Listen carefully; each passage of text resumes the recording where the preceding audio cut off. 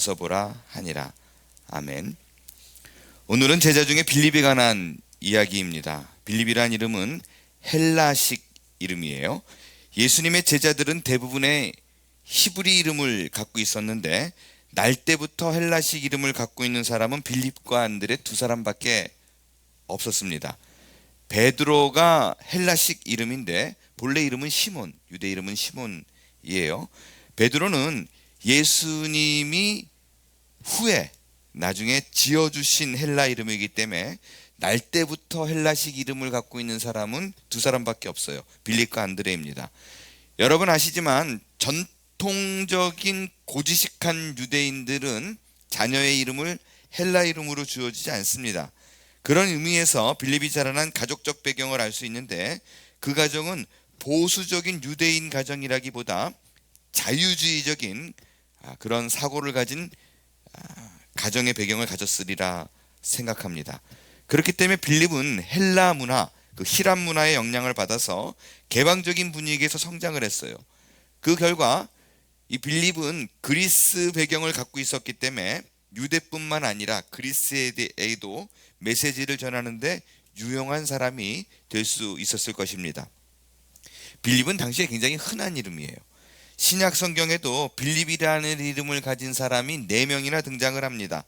사람들을 다 살펴볼 필요는 없을 것 같고요. 단지 사도행전 6장, 8장, 21장에 나오는 7 집사 중에 한 사람, 빌립 집사가 있는데 요 사도 빌립과 많이들 헷갈려 합니다. 다른 사람이에요. 시간이 많이 가더라도요, 좀 다뤄야 될, 여러분이 좀 많이 헷갈리는 빌립 집사 혹은 또 다른 빌립과 사도 빌립과 헷갈린 그런 사람들 이름을 좀 뽑아 볼게요. 지금 드리는 말씀은 그 빌립이 아니에요. 특별히 여러분들 사도행전에 나오는 모든 빌립은 사도 빌립이 아닙니다. 사도행전 6장에 보면 여러분 아시지만 그 성도의 수가 자꾸 늘어나니까 행정에 치이죠.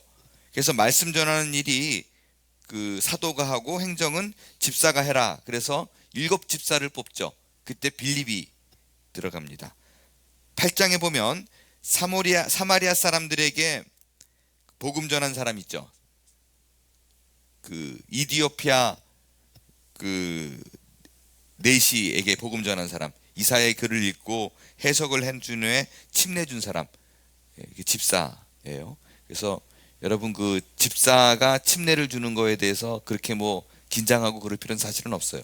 성경에 보면 집사인데도 침례를 줬어요. 21장에 보면 가이사라 지방에 예언하는 네 딸을 둔 빌립이 있어요. 그 여러분 기억하지만 예루살렘에 가면 그 사도 바울이 고통과 고난을 당할 거다, 핍박을 당할 것을 예언해서 꽁꽁 바울의 띠를 가져다가 등에 동여 묶고 가지 말라고 예언했던 그 딸들의 아버지가 빌립이었어요. 다시 말씀드리지만 사도행전에는 사도 빌립이 안 나와요. 그래서 사도행전을 읽다가 만약에 빌립의 이야기가 나오면 사도 빌립은 아니라고 생각하시면 됩니다. 사도 빌립은 사실은 요한복음 외에는 다른 복음서에는 기사가 나오지 않습니다. 그냥 12제자의 이름 가운데 한 사람으로 쓰여져 있죠. 요한복음에도 한 4군데 정도만 나옵니다. 요한복음을 근거로 알 수 있는 사실은 이 빌립은 베드로 안드레하고 고향 친구예요. 한 고향에 어릴 때 같이 자랐습니다. 베세다에서 어부 생활을 같이 했었어요. 이 빌립의 특성을 한 문장으로 말하라 라고 말을 하면 이렇게 말할 수 있습니다. 신중하면서도 결단력이 있는 제자입니다. 쉽게 말해서 이렇게 생각하면 돼요. 여러분 그 미국에는 눈이 많이 내리는 날이면 대부분 미국 교회가 문을 닫습니다. 안전사고 때문에. 요즘은 한국 교회가 코로나 때문에 문을 닫는다는 말을 제가 어제 뉴스에서 들었는데, 아무튼 미국에는 눈이 많이 오면 문을 닫잖아요. 처음엔 굉장히 당혹스럽더라고요. 제가 20년 전에 미국에 갔는데 교회가 눈이 온다고 문을 닫아? 이해가 안 됐었어요. 근데 반면에 한국 사람은 막 눈을 뚫고 막 가는 모습을 보면 미국 사람들이 또 이해를 못하고 그랬던 기억이 납니다. 아무튼 눈이 오면요, 교회에 문의 전화가 많이 옵니다. 오늘 오픈하느냐 안 하느냐. 그런 날 눈이 오는데도 한방 눈이 내리는데도 불구하고 그런 게 어딨어? 그러고 이렇게 오는 사람 누구일까요? 12제자 중에 베드로는 그런 성격의 사람이에요. 어떤 사람은 또 12제자 중에 이런 사람이 있을 거예요. 전화로 다른 사람들에게 물어봐요. 교회 가냐 안 가냐. 그리고 교회 인터넷 들어가서 홈페이지 들어가서 오픈되어 있는 거 확인해요. 그리고 도로에 들어가 가지고 위에서 위성사진 다 보고 아, 문제가 없구나 라는 걸 확인해요. 그러고 안 가요. 도마 같은 사람이에요. 무슨 일이 벌어질지 모른다. 의심이 많아서. 그럼 빌립은 어떤 사람인가요?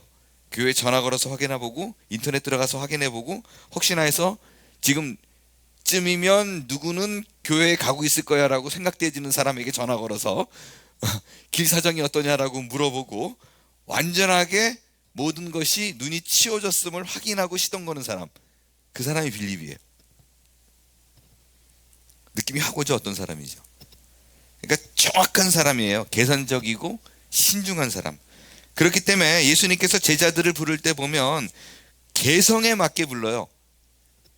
그냥 뭐 프로그램 해가지고 1, 2, 3 여기에 맞추면 이 사람이 오게 돼 있어 이런 거 없어요. 다 한 사람 한 사람 개성에 맞게 부릅니다. 처음에 살펴봤던 안드레는 담즙질 사람이에요. 다감하고 평화롭고. 그렇기 때문에 자기 집에 부르잖아요. 우리가 첫 시간에 안드레 살펴봤지만, 그래서 긴 시간을 대화하고 교제를 통해서 전도합니다. 베드로를 부를 때는요, 일단 이름부터 바꿨어요. 만나자마자 내가 새 이름을 주겠다. 앞으로 네 이름은 게바다. 게바는 아람어예요. 아람어. 시몬은 히브리 말, 베드로가 헬라 말.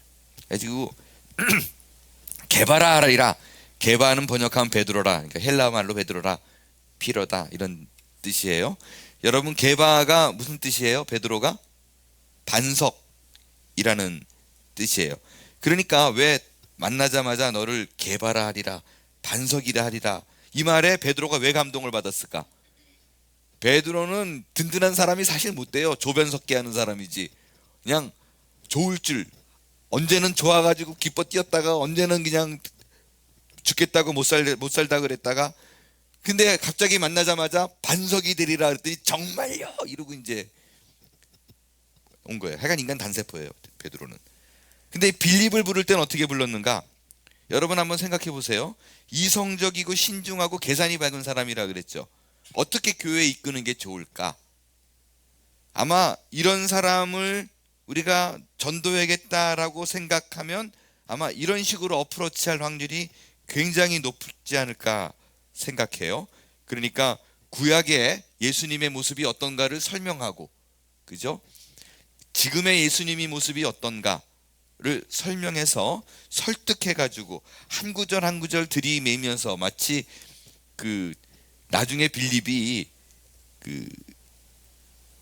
이디오피아 넷이 전도할 적에 구약의 하나하나 이사야서를 풀이해서, 그게 이게 정확한 사람이라서 그렇다니까요. 그럼 자기가 전도 방법을 그렇게 했듯이 남도 그런 식으로 설득할 것 같잖아요. 근데 예수님이 빌립을 전도할 적에는 이해시키고 납득시키는 방법으로 전도하지 않아요. 오늘 성경에 이렇게 얘기합니다. 이튿날 예수께서 갈릴리로 나가려 하시다 빌립을 만나 이르시되 어떻게 해요? Follow me. 설명 안 해요. Follow me. 밑도 끝도 없어요. 더 묻지도 못해요. 안드레처럼 자곤자곤 얘기하지도 않아요. 나를 따르라. 끝. 여러분, 때로는 이런 전도 방법이 필요합니다. 길게 얘기할 필요 없어요. 그냥 경험하게 하는 게 최고예요. 경험하게 하는 게. 설명이 안 돼. 그냥 와봐. 그러니까 빌립을 따라가 보니까, 빌립이 예수님을 따라가 보니까 너무 좋은 거예요. 그래서요, 경험케 되니까 자기의 이성적으로 설명되지 않는 너무나 많은 기쁨이 있으니까 그가 어떤 식으로 전도하느냐? 나다나엘에게 처음 예수를 믿자마자 대뜸 하는 말이 뭐냐면 그냥 come and see, 와보라. 길게 얘기 안 해요. 와서 보라. 왜 이런 방법을 썼냐면요, 나다나엘도 친구인데 이성적인 사람이에요. 그러니까 길게 설명하면 자꾸 따지고 들 게 뻔해요. 조금 설명을 했어요. 그랬더니 나다나엘이 뭐라 그래요? 나사렛에서 선한 것이 날 수 있느냐? 그러니까 성경을 조금 아는 사람이에요. 그러니까 나사렛에서 메시아가 나온다는 얘기는 내가 금시초문인데, 그러니까 이성적으로 안 된다, 아니다 결단 내리는 거예요. 그러니까 빌립이 나다나엘을 전도할 적에 뭐라 그래요? 딴 얘기 안 해요. 와보라. 와서 보라. 제가 중학교 1학년 때부터 고등학교 2학년 때까지 이제 예수를 막 믿자마자 막 너무너무 열심히여가지고 닥치는 대로 전도를 했었어요. 고2 때 집이 불나기 전까지 5년 동안 제가 전도왕을 했었어요. 근데 그때 전도왕을 막 다퉜던 그 친구 중에 하나 이름이 지훈이라는 친구 있어요. 이지훈이라는 친구예요. 유도를 한 친구입니다. 그 예전에 그 올림픽 하용조 95kg급.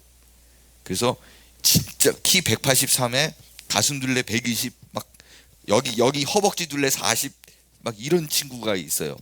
근데 저는 전도를 한 명 하려 그러면 한 명 앉혀놓고 몇 시간을 앉아가지고 얘기를 하고 그 다음날 또 만나고, 제가 성경에 의심 갔던 거, 밑줄 걷던 거, 이게 사실은 이런 뜻이야 막 이래가지고 어렵게 한 명 한 명 데리고 와요. 그래서 그 친구는 항상 제가 5명 했을 적에 6명, 또 제가 또 7명 하면 막 8명 막 이렇게 해가지고 하여간 그렇게 경쟁을 했던 친구인데, 그 친구는 제가 이렇게 전도하는 모습 보고 너는 왜 이렇게 전도를 어렵게 하냐요. 그래가지고 자기 전도는 너무 쉽게 하는데 왜 이렇게 어렵게 하냐 해가지고 너는 전도 어떻게 하는데 그랬더니 이따 점심시간에 자기 교실로 한번 와보래요. 그래서 점심시간에 교실로 와봤더니 따라오래요. 그리고 여러분 그 고등학교 뭐 1학년 뭐 2학년 그때 애들이 그 점심에 그 밥을 먹고 나서 그 왜 일진 애들 이렇게 노는 애들은 화장실 뒤에 가가지고 담배들 이렇게 몰래 피고 있잖아요. 근데 걔가 거기에 이만한 등치가 딱 등장해가지고 야 니들 다 일로 와, 다 모여. 그럼 애들이 막 이만한 애가 오라 그러니까 굉장히 이제 긴장을 해가지고 담배 막 버리고 이렇게 온다고요. 그러면 이름 다 이렇게 적고 니들 다음 주에 우리 교회 올래 아니면 지금 죽을래? 그럼 애들이 다 교회 올게 이래가지고 전도를 실제 정말로 제 눈으로 본 거예요. 그래가지고 교회 전도를 했어요. 근데 정말 대단한 건 그 친구들이 한 90%가 교회를 남아요. 그러니까 처음에는 맞아 죽을까봐 교회를 왔는데 경험케 되니까 좋은 거예요. 그러니까 설명 안 해도 말이 뭐가 필요했느냐, 경험해봐라, 이거죠. 여러분 다른 거 생각할 거 없고요. 일단 교회에 오는 게 중요해요. 교회에 몸담게 하는 것이 중요합니다. 그 뒤로는 하나님이 하시는 일이에요. 여러분이 둘레 있는 분에게 너무 복잡하게 생각하지 말고요. 이 친구를 어떻게 구워 삶을까, 그냥 와보라. 밥 사줄게, 와라. 교회에서 밥 준다. 교회 밥 먹으러 가냐? 우리 교회 밥 준다. 오라 그래요. 그러면 경험케 하는 겁니다. 자, 이제 빌립의 특성에 대해 살펴보겠어요. 빌립은 어떤 사람이었는가? 계속 말씀드린 대로요, 계산적이고 합리적인 사람입니다. 여러분이 잘 아시는 오병이어 사건 때 예수님께서 빌립에게 물어봤죠. 우리가 어디서 떡을 사서 이 사람들로 먹게 하겠느냐라고 물었어요. 그때 여러분이 알지만 빌립은 치밀한 사람이에요. 그래서 예수님께 정답을 딱 갖다 놓죠. 뭐라고 얘기해요? 요한복음 6장 7절 같이 읽을게요. 시작. 빌립이 대답하되 각 사람으로 조금씩 받게 할지라도 200데나리온의 떡이 부족합니다 라고 얘기해요. 근데 여러분 이게 사실 정답이에요. 그죠? 남자만 5,000명이 모였으니까 애들까지 다 치면 뭐 15,000명, 20,000명이 모여있는 그런 상황인데, 조금씩 걷어도 부족하죠. 그의 계산은 맞는 답이었어요. 그래서 200데나리온의 떡이 부족하다, 아무리 뭐 계산을 해도 빌립의 정확한 계산입니다. 근데 그가 놓치고 있는 게 있어요. 그건 예수님이에요. 창조주이신 하나님이 지금 이 자리에 있다는 사실을 놓칩니다. 여러분, 예수님이 원하는 대답은 사실 이게 아니었을 거예요. 만약에 야, 이 사람들을 어떻게 먹게 하겠느냐 그러면 예수님 무슨 소리예요? 주님께서 못하는 게 어디 있습니까? 이 모든 사람들을 배부르게 할 수 있는 사람입니다. 기적을 보여주세요. 이런 걸 원했을 거라고요. 여러분, 부탁을 좀 드리고 싶은 게, 자꾸 신앙을 정답을 찾아내려고 하지 마세요. 어차피 신앙은 증명할 수 없는 거예요. 과학으로 증명할 수 없는 거예요. 그냥 우리는 단지 증거하면 기적이 나타나는 거예요. 어떻게 그걸 예수 믿지 않는 사람들에게 과학적인 논리로 설명을 할 수 있겠어요? 근데 자꾸 이 빌립은 정답만 얘기하려고 얘기해요. 근데 너무너무 안타까운 건요, 빌립이 지금까지 예수님을 봤을 적에 기적을 체험한 사례가 한 번도 없었느냐? 아니거든요. 요한복음 2장에 보면 여러분 아시지만 물을 변하여 포도주 만든 그 혼인잔치의 기적, 그때 빌립이 있었어요. 그렇다면 예수님이 무리를 보고 이 사람들을 어떻게 먹일 거라고 할 때 그냥 난 건 못하더라도 분명히 자기가 경험한 걸 있잖아요. 물 좀 기러 올까요? 이렇게 말을 한다든지, 아니면 정말 믿음이 좋은 사람이라면 그러면 제가 돌을 좀 갖고 와 볼게요. 이걸 좀 떡으로 바꿔줄래요? 이럴 수도 있는 거 아니에요. 근데 항상 빌립의 생각은 과학적인 접근에서 조금 더 난 거 이런 거라고요. 그러니까 예수님이 옆에 있는데, 하나님이 옆에 있는데 전능자로 인정하지 않아요. 제가 자주 드리는 얘기가 있습니다. 설교 중에. 하나님께서 여러분에게 기적을 암만 보여줘도 여러분 마음속에서 하나님이 하시는 일이라는, 분명히 내 인생을 주관하고 끌고 가신다라는 확신이 없으면 그게 안 보인다는 거예요. 안 보인다는 거예요. 반면에 모든 것을 내가 하나님의 시각으로, 예수 그리스도께서 나와 함께 하신다는 시각으로 보면 다 하나님이 하는 일이에요. 다 하나님 일이에요. 하는 일이에요. 그래서 간증이 많은 사람의 사고는 항상 정해져 있어요. 이거는 하나님이 하신다. 그러면 거기서 나를 향한 사랑을 확인할 수 있는데, 그렇지 않고 하나님이 하시는 일을 못 보는 사람은 항상 과학적이고 논리적이고 이성적이고 또 편파적이고, 애들을 키워도 무한한 사랑을 줘도 본인이 못 받는다고 생각하면 그 방법이 없잖아요.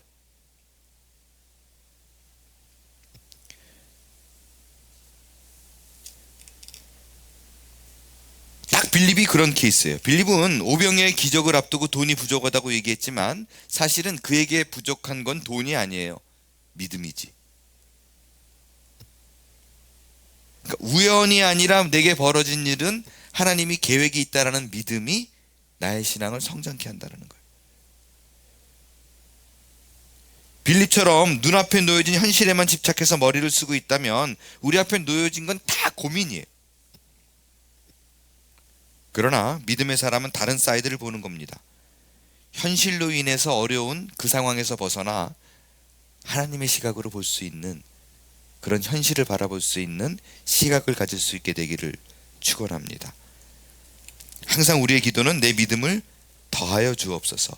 어떤 상황 속에서도 예수님을 생각하는 것, 그 기적을 체험을 원하는 것, 그럴 때, 그 믿음으로 들이댈 때 여러분의 삶의 기적으로 채워질 줄로 믿습니다.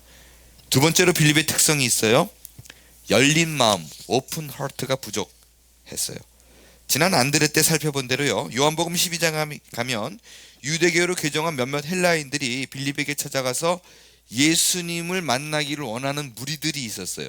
그런데 빌립이 바로 예수님께 데려가질 않았어요. 누구에게 먼저 데려갔어요? 안드레에게 먼저 데려갔었어요. 같이 읽을게요. 시작. 명절에 예배하러 올라온 사람 중에 헬라 몇이 있는데 그들이 갈릴리 베사다 사람의 빌립에게 가서 청하여 이르되 선생이여 우리가 예수를 배웠고자 하나이다 하니 빌립이 안드레에게 가서 말하고 안드레와 빌립이 예수께 가서 여쭈니라고 돼 있어요. 왜 이방인이 찾아왔어요? 예수를 전도할 수 있는 좋은 기회인데 바로 예수님께 데려가지 않았을까요? 편협된 사상을 깨지 못했어요. 구원은 유대인에게만 있다, 이 생각이 여전한 거예요. 빌립의 연약함을 볼 수 있는 부분인데요, 요한복음 4장에 보면 예수님께서 사마리아 성에 들어가서 우물가의 여인이라고 말하는 그 여인, 그 이방인을 전도하는 모습도 이미 봤었어요. 백부장의 하인, 이방인의 하인도 고쳐줬어요. 다시 말해서 빌립은 유대인뿐만 아니라 이방인에게도 구원의 문이 열려 있다는 걸 눈으로 본 사람입니다. 근데 아직 깨지지 않은 거예요. 깨지지 않은 거예요.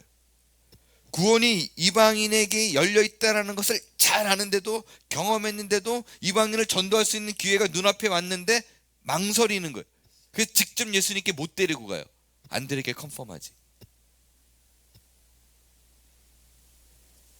그러니까 하나님이 원하는 대로 믿지 않아요. 자기가 믿고 싶은 대로 믿지. 사도행전 10장에 보면 베드로도 마찬가지였잖아요. 하늘에서 그 보자기가 더러운 곳이 내려오는 환상을 보여주면서 바로 이방인이 찾아와가지고 자기를 찾아오라고 얘기하는데 안 가잖아. 안 깨진다니까. 그러니까 여러분들 전도도 그렇고 신앙도 그렇고 내가 갖고 있는 그 박스를 열지 않고 깨지 않으면 잘하지 않아요. 편협된 사고가 깨질 때 신앙이 크는 거예요. 저 사람은 절대로 안 돼 라는 사람조차도 내가 마음을 바꾸고 생각을 바꾸면 하나님의 사람으로 만들 수 있는 거예요. 하나님이 일을 그렇게 하는 거예요. 왜 그래야 하나? 왜 그래야 하나? 하나님이 원하시는 일이기 때문에 그래요. 사실 빌립은요, 이방인들을 예수님이 환영한다는 것을 몰랐을까? 저는 그렇게 생각하진 않아요. 베드로도 몰랐을까? 왜 몰랐겠어요? 그러고 싶지 않은 거지. 그러고 싶지 않은 거죠. 이방인도 믿어서 천국에 갈 수 있다는 걸 알지만 행동으로는 이게 안 따르는 거예요. 그러니까 이런 거예요. 한국 사람들은 일본이 잘 되면 박수 쳐주지 않잖아요. 그 월드컵에 뭐 예를 들어서 한국이 떨어졌는데 일본이 올라간다. 그래, 말로는 아시아의 저력을 그래 보여주자라고 얘기하지만 속으로는 같이 떨어지는 게 더 좋은데 뭐 이런 거. 그러니까 딱 그런 거예요. 구원은 이방인에겐 하면 안 돼. 우리만 누려야지. 감사한 건요, 그래도 이 빌립이 안드레에게 물어봤어요. 신중한 사람이니까 자기가 틀릴 수 있다는 생각을 한 것 같아요. 이런 일련의 과정을 통해서요, 빌립은 이방인을 환영하는 예수님을 다시 만날 수 있었고 결국에는 그가 이방인 선교에 쓰임을 받게 됩니다. 그래서 여러분들 무언가 풀리지 않는 누군가가 대립되어지는 문제가 자꾸 발생하면요, 이렇게 좀 물어봐야 돼요. 신앙의 선배들 아니면 목사님들 와서 찾아서 물어봐야 돼요. 안드레처럼 그냥 이거는 분명히 정답이야 라고 생각하지 말고 물어봐야 돼요. 그래야 다친 마음이 거치고 열린 마음으로 하나님의 기적을 체험할 수 있게 될 것입니다. 마지막 세 번째입니다. 빌립은 영적 지각이 부족한 사람이었어요. 요한복음 14장에 가면 아주 황당한 사건 하나를 기록하고 있어요. 7절에 예수님이 제자들에게 너희가 하나님을 알았고 또 보았다 이렇게 얘기를 해요. 그러니까 예수님이 설교 도중에 너희가 하나님을 알았고 보았다라 그러니까 설교 도중에 말을 딱 끊고 질문을 합니다. 어처구니 없는 질문을 해요. 14장 8절 함께 읽습니다. 시작. 빌립이 이르되 주여 아버지를 우리에게 보여주옵소서. 그러면 우리가 족하겠나이다. 생뚱맞게 아버지를 보여달라고 얘기해요. 여러분, 이 질문을요, 만약에 예수님을 처음 만났던 1장에 했으면 좀 이해가 돼요. 지금 14장이에요. 이 14장은요 6월절 만찬 라스트 서퍼를 얼마 앞둔 시점이에요. 그런데 3년이 지났는데 변한 게 없어요. 아버지를 보여주옵소서. 그러면 족하겠나이다. 이게 무슨 말이에요? 지금 예수님으로는 만족하지 않은데요, 이런 거예요. 여러분, 제자 중에 의심이 가장 많았던 제자는 누구예요? 도마죠. 도마는 의심을 했어요. 근데 도마는 의심했다는 얘기는 심지어 생각을 한 거예요. 그리스도인가 아닌가? 그리스도인가 아닌가? 근데 이 빌립의 질문은요, 그리스도라는 개념조차도 없는 거예요. 그러니까 하나님을 보여주세요, 이런. 의심 많은 도마보다 더 황당한 사람이 사실 빌립이에요. 아니, 참 예수님은 뽑아도 꼭 이런 사람들만 잔뜩 이렇게 모아놨는지 모르겠어요. 이 빌립의 질문에 예수님을 나를 본 거는 아버지를 본 거랑 똑같아, 이 얘기를 해요. 아버지가 내 안에 있다는 걸 믿어라 라고 대답을 하십니다. 저 같으면 그냥 상을 3년을 먹였는데 이럴 것 같은데, 나를 본 자는 아버지를 친절하게 설명을 해요. 재밌는 거는요, 빌립의 질문에 예수님께서 대답을 하셨을 때 그래도 빌립은요 더 이상 묻지는 않았어요. 예수님이 말씀하면 거기서 끝납니다. 많은 회의를 가지고 많은 것을 확인하고 싶어 하면서도 주께서 말씀하시면 네, 그러면 받아들이겠습니다 라고 말할 수 있었던 사람이 그래도 빌립이에요. 여러분, 생각하는 건 귀한 거죠. 그러나 많은 사람들이 생각만 하고 행동으로 옮기지 못합니다. 그러나 빌립은 달랐어요. 신중하게 생각하는 사람이지만 중요한 결단의 시점에서는 서슴없이 결단했던 것을 성경을 통해서 알 수 있어요. 나다나엘을 전도할 때도 확인이 되어지면, 결론이 있으면 바로 가서 증거하고, 안드레에게 확인해서 이방인에게 소개하는 것이 좋다라고 확인이 되어지면 같이 갔어요. 아까 살펴봤지만 안드레하고 패러다임을 깨고 예수님께 데리고 가고. 머리를 많이 쓰는 사람 보통 행동이 약한데 빌립은 확인되어지면 행동으로 옮기는 사람이었었어요. 그러나 우리가 무엇보다 중요한 건 예수님이 이런 빌립을 택하시고 그를 사용하셨다는 거예요. 그는 예수님의 뒤를 따르면서 예수님의 가르침을 듣고 예수님이 행하신 일을 보면서 점차로 조금씩 예수님이 원하는 사람으로 만들어져 갔습니다. 마지막 그의 가는 길을 살펴보겠어요. 전승에 의하면 그는 소아시아 지방에서 복음을 전하다가 순교를 했다라고 얘기를 합니다. 그는 순교 때 몰매를 어마어마하게 맞고 빨가벗김을 당하고 발목과 허벅지를 창으로 찔렸습니다. 그리고 십자가에 거꾸로 매달립니다. 극도의 고통 속에서 서서히 죽도록 만든 거죠. 그때 그가 한 가지 요청을 합니다. 뭐라고 얘기하냐면, 내가 죽거들랑 나의 주 예수 그리스도처럼 내 몸을 세마포로 싸지 마시오. 나는 그럴 자격이 없는 사람이라.